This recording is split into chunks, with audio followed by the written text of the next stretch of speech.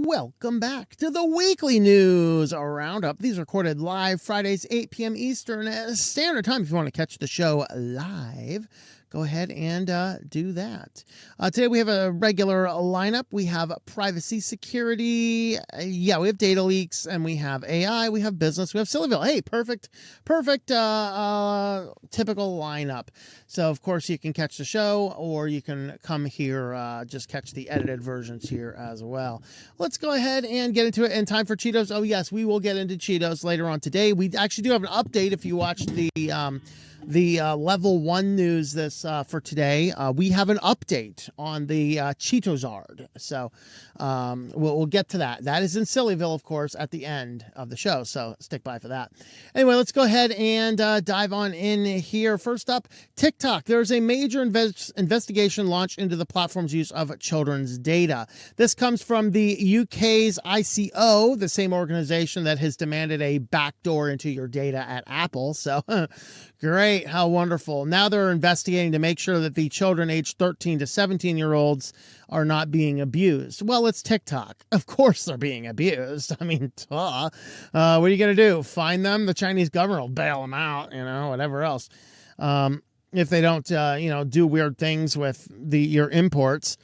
But anyway, the idea here was that TikTok is a big social media program that is completely powered by algorithms, and for this reason, the UK government really wants to do a solid investigation about what's going on. Specifically, they want to make sure that kids are sufficiently robust to prevent children being exposed to harm, either from addictive practices or the device or the platform, or from content they see or other unhealthy practices. Well, that just sums up TikTok. What's the purpose of it? They also wanted to make sure that they weren't being, constant doom scrolled and things like that, which is something it would be nice if we had an option to say, okay, show me only like 30 posts and then I'm done, but no, they just want to keep on the doom scroll going. That's kind of the issue. But ultimately, the ICO wants to evaluate and investigate whether or not TikTok does actually collect data from people they know are under 13. How are they handling that 13 to 17-year-old data? And are they preventing the kids from being completely addicted to the platform? Now, of course, in my opinion, no, we shouldn't ban TikTok, but on a societal level, but on a household level, you probably should. A good parent is going to be monitoring what's going on. And, it's obviously a little bit more of a challenge and a little bit more leeway at the same time at an older teenager. But, when you're 13, 14 years old, you don't need to be on TikTok. And it's really the parent's prerogative to not only make sure the kids aren't doing that, but make sure the kids have alternatives. And that is very possible to do. So advice to parents, just don't let your children on social media too early. Maybe we do need to have some degree of a national minimum age for it. But I don't know. Those are discussions we have. But ultimately, the most impact is going to be coming from home. And on to our final one in privacy. Gemini will learn to peer through your camera lens in a few weeks. Yes, they are rolling out a new Gemini app which can see things on your screen or your camera to interact with. So instead of trying to describe what you're looking at to the device, you can just share your screen with the device instead. Now, the good news is that this is an isolated app. You would have to install it, or if it's, I don't know, maybe it's installed and you might have to uninstall it or block it from starting if you really needed to.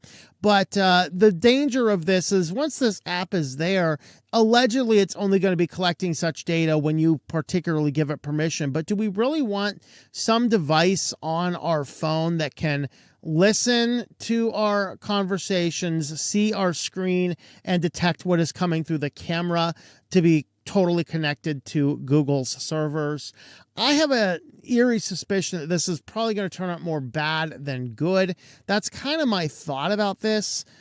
So this is actually just a little demo there. Let me turn off volume in case there's any volume on that, but you can kind of see what they're doing there. And what they're working on is just kind of showing what's on the screen. Excuse me. All right. I think we're good. So we're just kind of showing what's on the screen, and then it's interacting and just kind of telling them the things that it sees there. And so that's kind of what the idea is. Now, allegedly, again, you would have to actually turn on the app and have it do this, but I just don't really trust an app like this, so connected to these types of servers that has so much access to sensitive data. What's on all the cameras, what's on the screen, what's coming through the microphones. And all this is going back to the Google servers. So I have a little bit of a problem with that. I'm not sure what you guys think about that. Let me know those in the comments as we jump on over to security news. And first up in security, we have PayPal's. PayPal has a new system that is called the no-code checkout. And this allows you to basically create a PayPal page or a some type of payment link that is now being abused by scammers, utilizing the same old method of doing a malvertising campaign. But remember that your malvertising campaign checks the root domain.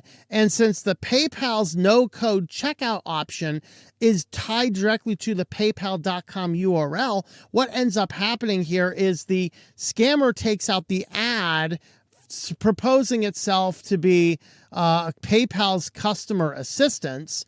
And then you click on that and you'll notice it says here PayPal, paypal.com. When you click on it, now on a desktop, this is actually taking you to a payment page. Okay, so this is the no-code payment checkout, which is completely verified in a legitimate paypal.com domain. Now, if you're particularly dumb, you might actually click this button and give them money. You might actually do that. But what they're doing is on these pages, you can customize the information over here. And so instead of having the information about you or your order or what they're ordering, instead, what they've done is they've just said, hey, need PayPal assistance? Call this number. And of course, this number is not PayPal. This is the scammer. And then here's, the same number repeated, and then you say number repeated. So basically, they copy and paste their fake PayPal customer service as fields. And then this allows you to enter in the information. And so basically these are using this format, paypal.com/ncp/payment, and then it has a unique ID. And since these verify as actually being PayPal, now on the computer here, it's pretty clear to see what's going on. But on mobile, this is what it looks like. You click on the fake ad. Oh, by the way, this one here is also a fake ad. They have two fake ads. They go into Google, do a search, PayPal Live Agent. They have two fake ads, which are both malicious ads. And then an AI overview, which if there's enough of these fake PayPal ads, eventually the AI overview is going to start giving you the scammer's phone number instead of the real one. I mean, really. But then when you click on this, you get over here and you have what you think is actually PayPal's customer service line, because the official website down here is actually paypal.com. And so they have a really good way of scamming people in, utilizing these systems here of people looking for PayPal customer service, which, by the way, is an absolute bear to get. And I will tell you this says 24/7 customer service. PayPal does not have 24/7 service. I know, because they locked my account for the second time on this trip, and I had to call them up, and I had to wait until Monday to do it because they're closed. And consequently, now I have replaced PayPal as my primary credit card processor for my web design business, which is the only place I was still actively using it for lack of other options. Well, they pissed me off enough that I went ahead and found another option. So suck it, PayPal. I'm done with your crap. All right, on with that rant. I'll talk about my replacement later, maybe. All right. So attackers could hack smart solar systems and causing serious damage. So these are, if you've driven through deserts like I have, and you drive by one of those amazingly massive solar fields, They have all these solar fields that are feeding panels into an inverter. The inverter feeds back into a grid, but then you have to have a series of modules and checks and controllers. These are the same types of things I have in this van, right? If you are new to the channel, I am full-time in a van, and I'm a hashtag van lifer. And I have lithium batteries. Our whole show right now is running on lithium batteries, lithium iron phosphate batteries. And I have a charge controller. I have an MPPT charge controller. I have a BMS system here. I have inverters. I have converters. I have DC fuse boxes. I don't have any AC fuse boxes, but my inverter itself is self-fused. So I sort of do in that respect. So it's similar to that. Now, this is not dealing with one of my off-grid systems. Like this is an off-grid system. These are dealing with the actual ones going into the real power grid. You know, those ones that they're trying to force everybody to go green, even though it's completely inefficient, causes problems. A thunderstorm, like a hailstorm through Texas, completely decimated one of these fields not too long ago. And, you know, and if there's a whole bunch of snow and ice building up on these panels, well, unless you're going to send somebody out there to shovel the snow and ice off of thousands of panels at a time, you're going to be going without power for a while in a snowstorm. I'm aware of that too. I did have my solar panels be covered by 4 inches of snow. They actually don't generate electricity when they're under 4 inches of snow. I had to go up there and actually brush off my solar panels. Fortunately, we do keep a brush in the van for that instance. This is, though, dealing with the main grid ones. And it turns out that 10% of the world's solar power systems are run by one Chinese company that has, you know, about the same securities you'd have from a cheap $5 Amazon product you buy from China on Amazon that happens to have, you know, some Bluetooth connection to it. These systems were extraordinarily weak. Hackers were able to get into it using one vulnerability and control 1,000 stations at a time. And this company controls 10% of the worldwide solar power, all done at a central server insecured somewhere in China. Does that fill your heart full of joy and happiness about the green energy future? Nope, not at all. So be aware of that, guys. The hackers are coming. The hackers are coming. The hackers are coming. And with that, let's hope the hackers aren't AI, because we're going to be talking about our AI overlords next. And first up in our AI overlords, we have millions of Stalkerware users are exposed yet again. Remember the Stalkerware apps? You would install these silently on the device, and then it allows you to keep up on people. Now, there's been not necessarily Stalkerware, but what might be more branded as accountabilityware. Like Covenant Eyes was one popular one for a while. I'm not sure if it's still around or not. You know, and these were consensual. Like, you know, I want to have accountability with an accountability partner. We install it on the phone. In fact, I did this for somebody once. You know, I installed it on his phone, and I got notices if they went to certain websites, and I was able to approve or block or see the reports and things like that. Now, he handed me his phone and said, install something on this, and I did. And so that worked out, and it worked out very well. It actually helped the issue he was trying to solve. And so that is an instance which is good. But usually when we're talking about Stalkerware, a lot of these are, you find these a lot in Islamic countries where women have very few rights. I know it's hard to believe, but that's actually true. Look it up. When the men will put Stalkerware on their wives' phones to always know where they are and what they're doing. They can see all the messages. They can see random screenshots. And so this is oftentimes used in more malicious circumstances than other ones. I'm not on AI news, by the way. So I'm on data leaks. I'm completely messed up, guys. I apologize for that. We're on data leaks. Wow, I goofed up. Anyway, sorry about that. So previously, M-Spy, PC Tattletale, then the True Spy. Previously, those ones leaked out. And those ones obviously were pretty bad. This one here is 3 other ones. This is SpyZ, Coco Spy, and Spyic. These ones together, the bug not only exposes data from the victim's devices like messages, photos, and location data, but also allowed researchers to collect 518,643 unique email addresses of Spy's Eye customers, 1.8 million email addresses of Coco Spy customers, and 880,167 email addresses of Spyic customers. And apparently the bug is so easy to exploit that TechCrunch and the researcher found it not advisable to reveal any information since it's still exploitable to this day.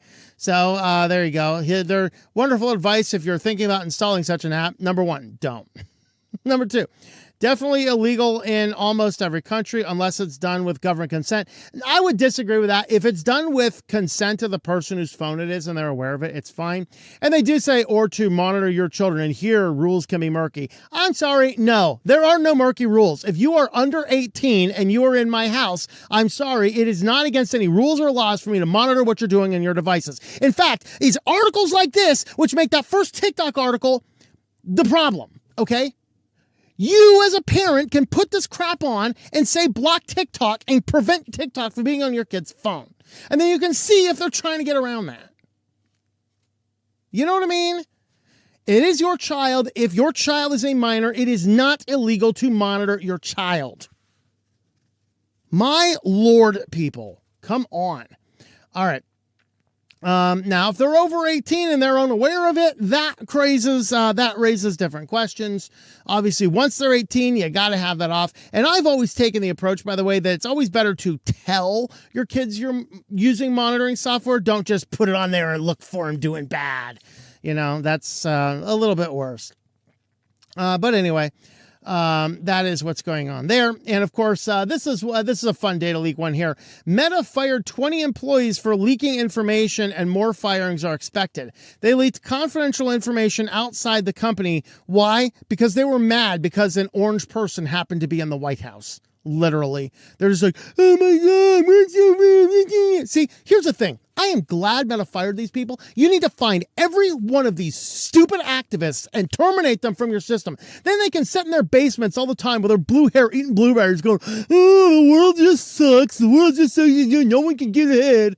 No, get a little bit of responsibility, you moron. Why don't you go out into the fields and pick those blueberries? You know, I hear there's job openings because illegal people got sent back home. Yeah, awesome subscribers there. Good. See ya. All right. Job is done here. All right. Now, if you want to help support the channel after all that rant, you can, we use affiliates around here. Whoa, okay. Apparently I'm going to have to, let's deny, let's see. Nope, deny. All right, deny all. All right. Apparently A2 Hosting is now doing cookie tracker opt-ins. That's a bummer. Anyway, you can help support the channel over with our affiliates. Today we're highlighting A2 Hosting, tlm.li/A2H. I still use this with several of my clients. All my clients that I'm not directly hosting their stuff, I generally refer them over to A2 Hosting for their good hosting plans. You can do your shared plans as low as $3 a month. And that's for your 3-year, up to a 3-year term. And then they go up to their regular pricing, which is still pretty good pricing. So you can, if you need a website, you can go ahead and use A2 Hosting, tlm.li/A2H. And with that, now we are actually moving to AI news. Sorry about that. Let's have a look. All right, first up in AI news, and we are actually in AI news now. Sorry about that. Hey, look at this. AI news. AI doesn't belong in the classroom unless you want your kids to learn all the wrong lessons. This was actually an interesting article to read because it wasn't about AI always right or AI totally wrong. What it has more to do with is our mindset. Then we go and approach something with AI. We are assuming, whether it's true or not, we are assuming that what AI gives us is a correct answer.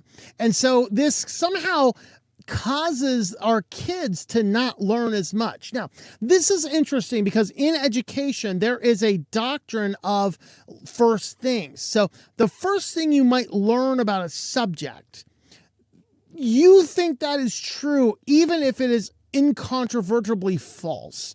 And we can think about things that we have all been taught young in the younger ages that are now kind of known to not really be true today. I'm trying to think of a decent example.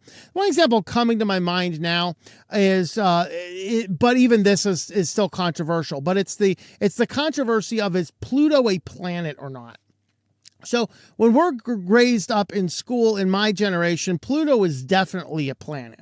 Nowadays, some people are saying it's not a planet, while others are saying it is. Some of the schools are trying to teach that it's not a planet, and some schools are presenting it with, it's kind of up in the air and questionable. And so this is one of those things that causes you to learn when you have to stop and think about it. I can think about it as I was a brand new Christian as an adult, and I was given a bunch of books by a bunch of different people, and I'm reading them. And two of the books in particular had very contradictory messages as to what the Bible might allegedly teach. And so I read each of those books, like, wow, this makes a lot of sense. And I read another one, wow, this makes a lot of sense, but it's contradictory to this one.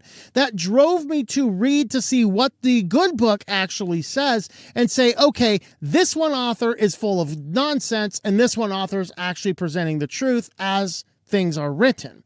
And so it forces a form of discernment. And that's really what was going on in this article, where if in education, you have to present problems to kids where they can move through an incorrect answer to a correct answer. And it's that process of working through it, which is what causes the best learning. And the problem we have, if you go back and read Neil Postman's book, either there is two of them, Amused to Death is one of them, or Amusing Ourselves to Death. One of those is a Roger Waters album. One of those is the book, Transverse the Titles. And the album is awesome too. The album is awesome. The book is awesome. And they actually have very similar themes in them, by the way. The album from Roger Waters is about the dumbing down of culture by the media culture, where in the book really goes into the scientific research thereof. And curiously, they were actually put together about the same time. Postman also did another book called The Disappearance of Childhood, which had a lot of the overlapping principles involved in this as well. And what he basically said is the advent of media education dumbed down the kids. And he wrote this back in the 80s, by the way. It caused a dumbing down of our kids because the media, like watching a video or things like this, they just kind of give you the surface. You assume it's true. There's no challenge to your presuppositions, and it's so easy to consume that you can learn it. You can learn the basics really on the surface level. You can answer questions about it in the moment, but if you come back a week or two later without any further study, you'd forget almost everything about it, because it doesn't walk you through a problem. Whereas if you go to learn the same material, working through problems and going through and looking at what the various problems are, then you work through the situation and you learn the material a lot better. I saw this as a college professor, and I was a college professor right when the online homework solutions were first being presented. And we used them in one of my schools. I'm sad to admit that I was the one that made the decision to use it in the school, but it was a very good learning thing for me as a professor. When kids use online homework systems, their competency drops like a lead rock. They are pass fail. They are do whatever it takes really quickly. We're not working the problems. We're not finding the solutions. We're not moving the process in the right way. And that's exactly what the article is saying, is when we start utilizing AI in our classroom, the first major assumption is the AI is going to be right. So there's no challenge. There's no problem to move through. You're just being presented with facts. So it's basically a regurgitation exercise. And that's really all we get. And that is problematic. But there's also times that it says errors because AI is programmed to always give you a response. It can't be like, I just really don't know about that. Now it has things it can't talk about. Well, I can't talk about that. It doesn't have anything it doesn't know about. Because if you ask it something that it legitimately doesn't have an answer, it just starts making it up. But it does so in such an authoritative way, you might actually learn something wrong. And that's really what the issues were here. So there were a fundamental serious issues in the research utilizing AI in order to in order to do the education. So that certainly is something to think about. But you knew it was coming, folks. Google is now testing AI-only search. This isn't, okay, now we have this AI nonsense that we all have to scroll past to get to the actual solutions we're looking for. Nope. They're saying that list of links, it's unnecessary. You type in the answer, you type in what you're looking for, and we'll just tell you what it is. And if you need more refined, you just tell us how to refine it, and we'll refine it further.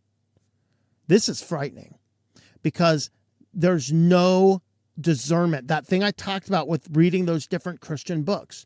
There's no, I'm going to read this article on this topic, and then I'm going to read this article on the same topic from a different perspective. And now I have to use my world, use my knowledge, use other resources, and figure out which one of these two contradictory points is true and which one's not. They are getting rid of that. Now, truth will be determined by Google's AI. This, by the way, is that last phase in the selfish ledger. We haven't talked about the selfish ledger in a while. Go look it up. This was an internal document from Google. It leaked. It was an internal training video, and it talked about the various 3 phases. Phase 1 was to get everybody used to using the services. They accomplished this very well by having all these amazing, good, free services. And, you know, it would be an oddity if somebody doesn't have a Google account in some way or the other. Now, some of them use them more than others. I just use mine for YouTube and a few other little minor things for business. But I am not a Google account relier. I don't do it at all.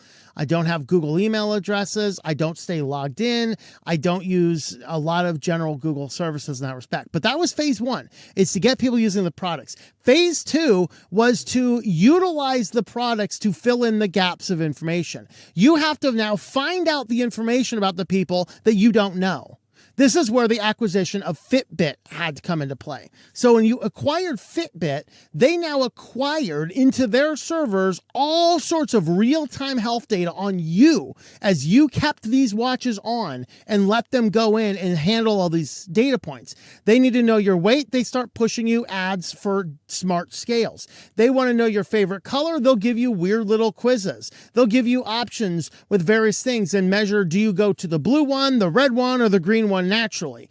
They are utilizing their systems to fill in the gaps. Phase 3 of Selfish Ledger, that's exactly what this is. Phase 3 of Selfish Ledger is to push the society in the direction that the company wants them to go. This is phase 3 of Selfish Ledger, folks. You're not getting a group of results anymore. You're going to be given what the AI says it is. If you want clarification, you ask on a clarification and it keeps going. Now, the saving grace right now is that this is for the premier subscribers to the service. And so, but that is still, it's being tested there. They're going to roll this out to the point where you ask it a question and it's just going to give you an AI response. And you can ask responses to clarify that AI response, but it's not giving you a list of links anymore. Which means if you're going to Google to find my sites, you go, I like Switch to Linux. They won't send you to switchtolinux.com anymore. They'll summarize stuff and give it to you. This is insane, guys. This is the last phase of their plan. This is societal control. And the only thing we can do about it, folks, is to stop using Google. Stop using their search. And we talked about Google, in this case, the search engine. Switch to other search engines. Startpage, now I wonder how this is going to impact Startpage, which uses Google in a data sterilized proxy. Use Startpage, use DuckDuckGo, use Brave. Even if you're not a huge fan of those engines, whatever we need to do, we need to knock Google off its dominance. That is the thing that we need to do, because this is actually quite terrifying. But with that, those good feelings in your mind, let's have a look at business news. First up in business news, Microsoft gets to take a little trip behind the barn. Skype gets to take a little trip behind the barn. Microsoft's like, come on, Skype. Come on, Skype. Come on, Skype. Come on. The silent shell will ring through the air, echoing down the farm hills as the farmer comes out.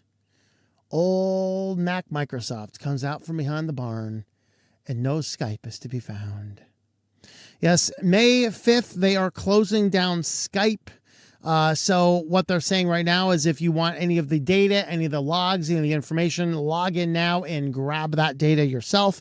It is all allegedly going away. Of course, it'll probably stay in cold storage and Microsoft servers for a long time. You never know when they might want to go back and search back 25 years of your Skype history to look for your wrong thing, but So you can actually go on there and download your information. Of course, Microsoft acquired Skype. I think it was like 10, 15 years ago they acquired Skype.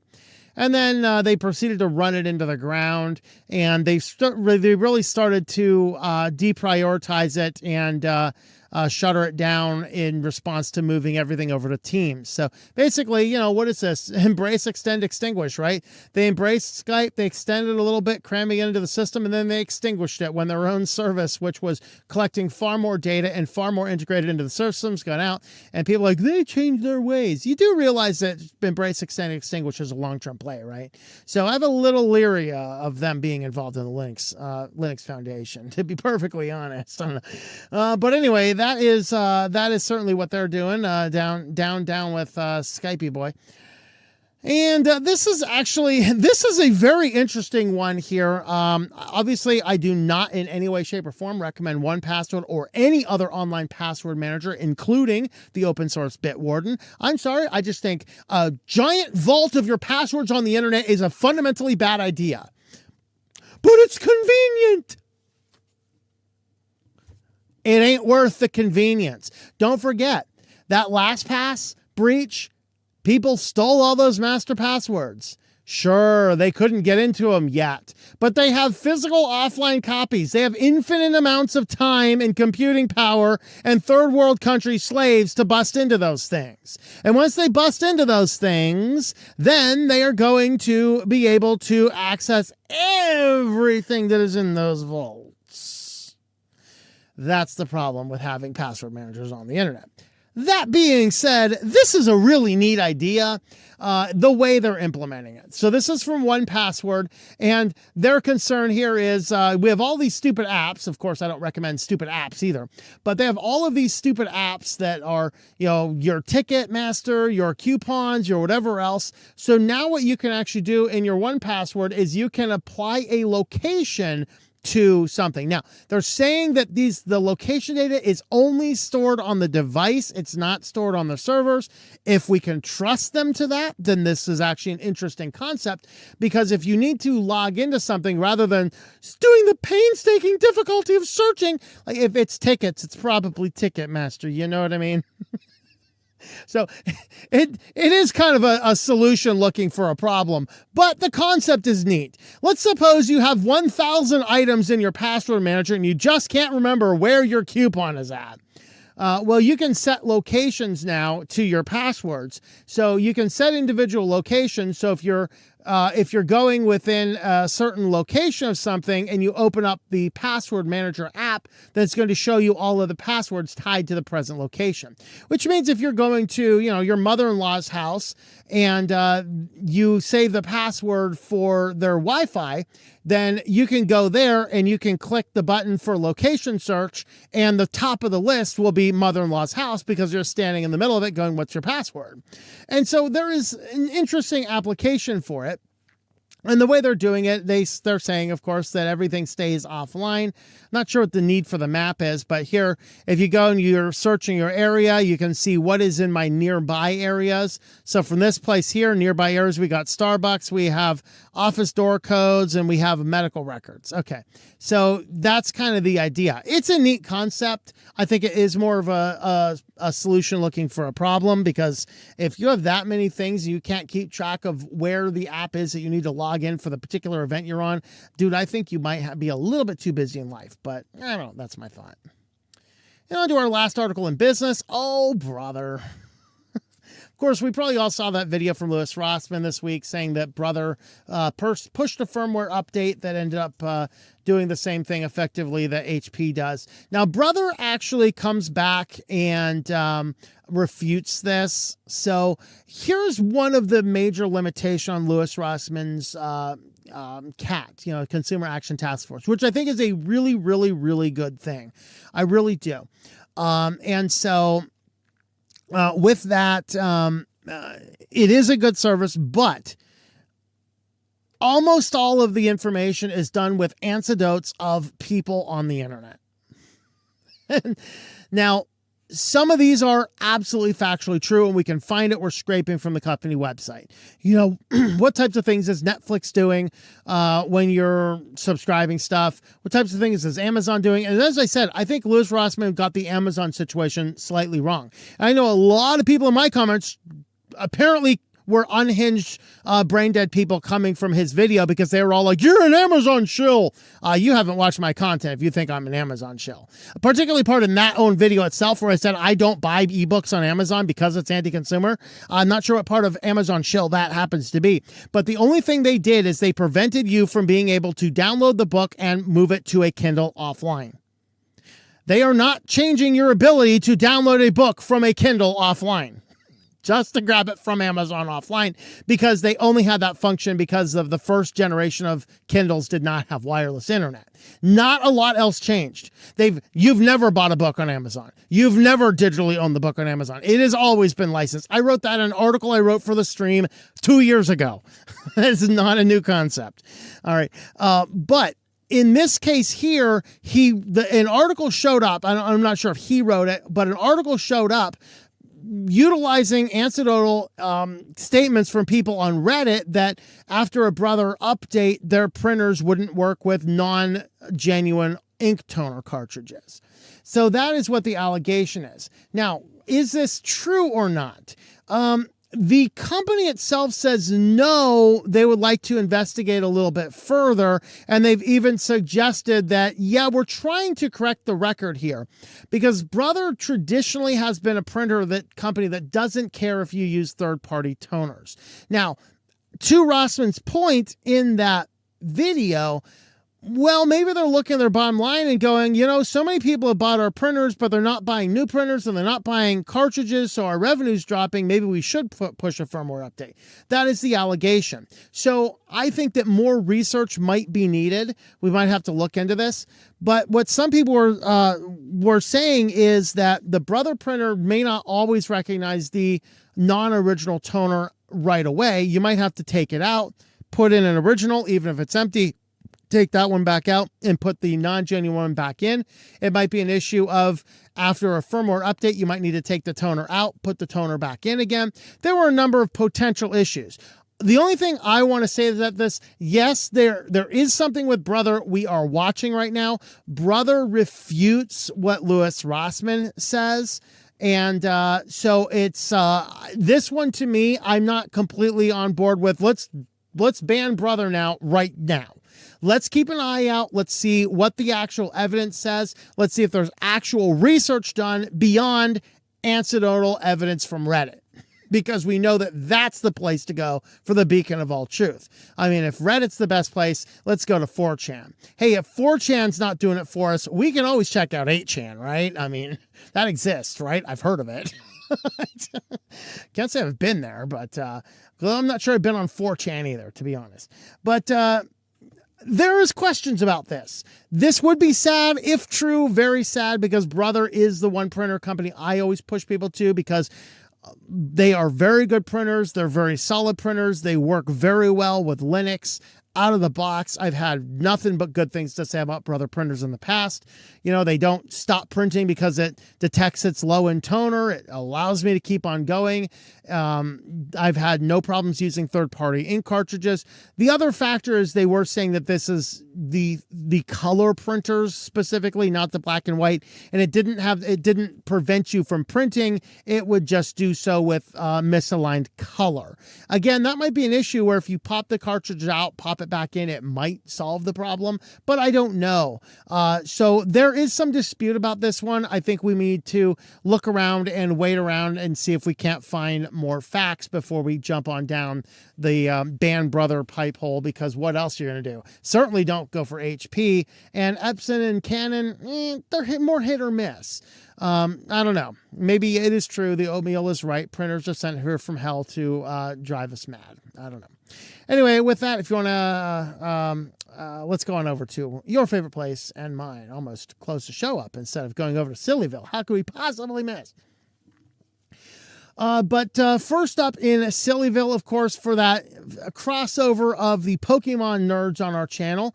If you did watch the Level 1 news today, they talked about this, and they actually completely they underpredicted. They predicted this thing would just go for maybe $1,000 or so. Nope. This is the Cheetozard. It is the Cheeto that looks like a Charizard. It sells for $87,000.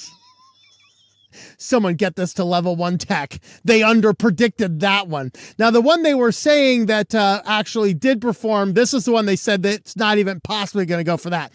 This was the Pikachu. This sold for $25,000. So this is the one they said, oh, that was an anomaly. This thing will not even come close to that. Nope. Triple that and keep going, buddy. $87,000 for a Cheetozard. I wonder if it's the same guy that bought the Pikachu. All right. Well, with the non-tech news out of our system, let's go ahead and see what technology is going on. This one was great. This is a ransomware threat that is actually being mailed by letters in the U.S. Postal Service. Now, this is actually particularly dangerous for the scammers because just sending malicious mail over the internet is an immediate felony. Like you could go and kill somebody in the streets and dance on their dead body in many of our cities in this nation, and you might get slapped on the wrist. But you do mail fraud across state boundaries or country boundaries, and they find you, they will lock you up for the rest of your life, folks. I don't know why. But sending people malicious mail through the Postal Service will land you in far more trouble than slaughtering people in the streets. I can't figure it out, you know. But that's actually what's going on here. Business owners and CEOs across the United States receive customized ransomware threats from letters in the mail. Letters which were first reported by multiple cybersecurity researchers claim come from the ransomware group, is it Buy in Lion, I think? But since Malwarebytes first started tracking Buy in Lion a year ago, the intelligence analysts have never seen a cybercriminal gang resort to sending physical letters to make the ransomans, suggests that the latest snail mail campaign is probably copycats. The threat, however, is quite real, especially for small business owners who rely on themselves or contract IT services to investigate technical issues. So basically the letters have this return address. So I don't know what's over at that particular address. That would be an interesting thing to see. They're listed as time sensitive, read immediately. Basically, you have 10 days to pay with a bunch of Bitcoin, blah, blah, blah. And here is actually a copy of the letter. And they actually said it was, they said the letters themselves include a few grammatical errors and are better sentence structure than the typical Buy in Line ransomware note. So the analysis of how bad the writing was told them this probably is not the same gang. I don't know. So anyway, be checking your snail mail for ransomware threats. And then just hand them on over to the postmaster for inspection. I'll tell you what, man, here's the danger of these cyber criminals doing this type of stuff. This is far more trackable than your emails are. Oh, they could go back. The postal inspector could go back and figure out the source of this thing. Bring it. Bring it.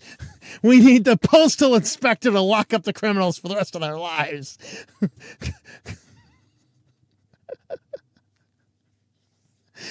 All right.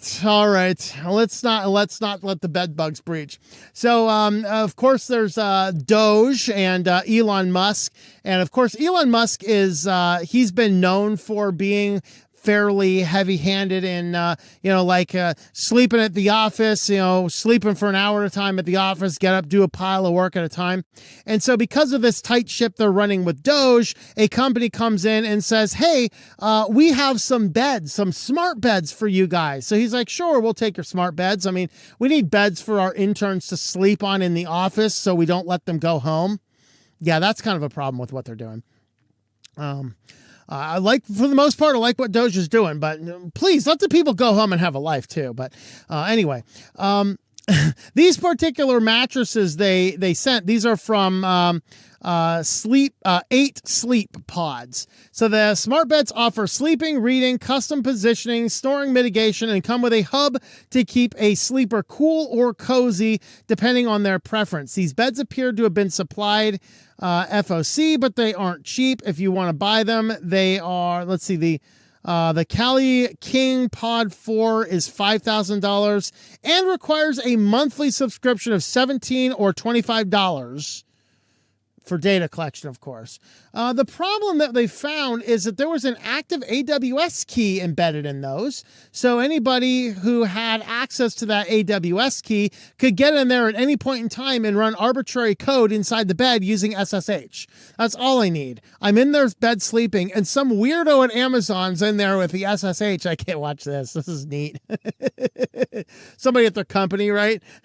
There's a guy over here sleeping. He likes it cold. I'm about to raise the bed's temperature of 50 degrees. You know, he got some psycho back there SSHing into my mattress when I'm just trying to get a good night's sleep. Hackers or malicious insiders could pivot through the bed to infiltrate other smart refrigerators, laptops, or other connected devices. Great. Now my refrigerator's not safe because my bed has an AWS key in it. Lord Jesus, come. All right. God mode, a tool.